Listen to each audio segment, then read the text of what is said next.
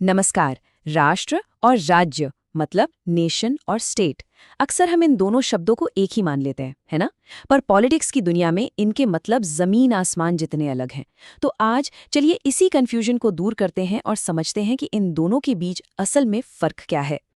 तो सवाल बिल्कुल सीधा है, क्या राष्ट्र और राज्य एक ही चीज है? इसका जवाब आपको थोड़ा चौंका सकता है, क्योंकि ये जितना आसान लगता है उतना है नहीं। चलिए सबसे पहले राष्ट्र को समझते हैं। थोड़ी देर के लिए सरकार, बॉर्डर, इन सब चीजों को भूल जाइए। राष्ट्र असल में एक एहसास है, एक हम होने का एहसास, एक कॉमन फीलिंग। टेक्निकली देखें तो राष्ट्र एक मनोवैज्ञानिक, सांस्कृतिक और भावनात्मक कॉन्सेप्ट है। मतलब ये ऐसे लोगों का ग्रुप है जो किसी कॉमन पहचान की वजह से एक दूसरे से जुड़ा हुआ महसूस करते हैं। ये दिल का मामला है, कागजों का नहीं। तो ये हम वाली फीलिंग आती कहाँ से है? ये आती है एक जैसी भाषा, धर्म, इतिहास या हमारी परंपराओं से। और सबसे जरूरी बात यह है कि एक राष्ट्र होने के लिए किसी सरकार या तय जमीन की जरूरत नहीं होती। इसका सबसे अच्छा उदाहरण है हमारा अपना देश। 1947 से पहले भारत एक राष्ट्र तो था, पर एक सॉवरेन राज्य नहीं था। एक और बढ़िया उदाहरण है कुर्द लोगों का। उनका अपना कोई एक देश नहीं है। वो तुर्की, सीरिया, इराक जैसे कई देशों में फैले हुए हैं। फिर भी अपनी एक जैसी कल्चर और पहचान के कारण वो खुद को एक राष्ट्र मानते हैं। तो आसान शब्दों में कहें तो राष्ट्र लोगों का वो समूह है जो अपनी कॉमन पहचान, इतिहास और संस्कृति के धागे से बंधा होता है। ये पूरी तरह से एक अंदरूनी एहसास पे टिका है। चलिए अब सिक्के का दूसरा पहलू देखते हैं, राज्य। अगर राष्ट्र एक एहसास है तो राज्य एक ठोस ढांचा है, एक पॉलिटिकल और लीगल स्ट्रक्चर। राज्य एक पॉलिटिकल और लीगल आइडिया है। ये एक तय इलाके में रहने वाले लोगों का वो कम्युनिटी है जिस पर एक सॉवरेन यानी सबसे ताकतवर सरकार का शासन होता है। किसी भी एंटिटी को राज्य कहलाने के लिए ये चार चीजें होनी ही चाहिए।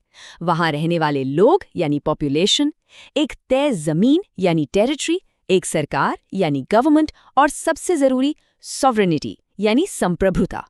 इनमें से एक भी चीज गायब हुई तो वो राज्य नहीं कहलाएगा। इन चारों में संप्रभुता ही असली किंग है। सोचिए, अपने देश के अंदर और बाहर के मामलों पर आखिरी फैसला लेने की पावर, जिसमें कोई दूसरा देश दखल ना दे सके। यही है सॉवरेनिटी, और यही एक राज्य को उसकी असली पहचान और ताकत देती है। तो हम कह सकते हैं कि राज्य एक पॉलिटिकल ऑर्गेनाइजेशन है जिसके पास एक तय टेरिटरी में रहने वाली आबादी पर शासन करने की संप्रभुता होती है।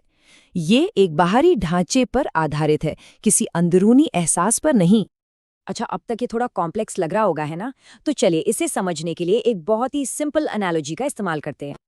इसे ऐसे सोचिए कि राष्ट्र एक परिवार की तरह है जो इमोशनल रिश्तों, परंपराओं और अपनेपन के एहसास से बंधा होता है। वहीं दूसरी तरफ राज्य एक कंपनी की तरह है जो कानूनी कागजों, एक फिक्स्ड ऑफिस यानी टेरिटरी और रूल्स यानी कानूनों के हिसाब से चलता है ना? सिंपल। ये एनालॉजी इस पूरे फर्क को बिल्कुल साफ कर देती है। तो अब जब हमने दोनों को अलग अलग समझ लिया है, तो चलिए इन्हें आमने सामने रखकर देखते हैं, एक हेड टू हेड कंपैरिजन, ताकि कोई भी डाउट ना बचे। ये देखिए, सब कुछ सामने है। जहां राष्ट्र का नेचर इमोशनल और कल्चरल है, वहीं राज्य का पॉलिटिकल और लीगल। राष्ट्र की नींव है साझा पहचान, तो राज्य की नींव है संप्रभुता और जमीन। राष्ट्र का दिल है हम की भावना, तो राज्य का दिल है संप्रभुता। और सबसे बड़ा अंतर, एक राष्ट्र बिना राज्य के भी रह सकता है, पर एक राज्य उन चार जरूरी एलिमेंट्स के बिना नहीं बन सकता। और आखिर में, राष्ट्र के पास कोई सुप्रीम पावर नहीं होती, जबकि राज्य के पास होती है, जिसे हम सॉवरेनिटी कहते हैं। तो अब जब हम राष्ट्र और राज्य का फर्क जानते हैं, तो सवाल उठता है कि भारत क्या है? असल में भारत इसका एक परफेक्ट उदाहरण है।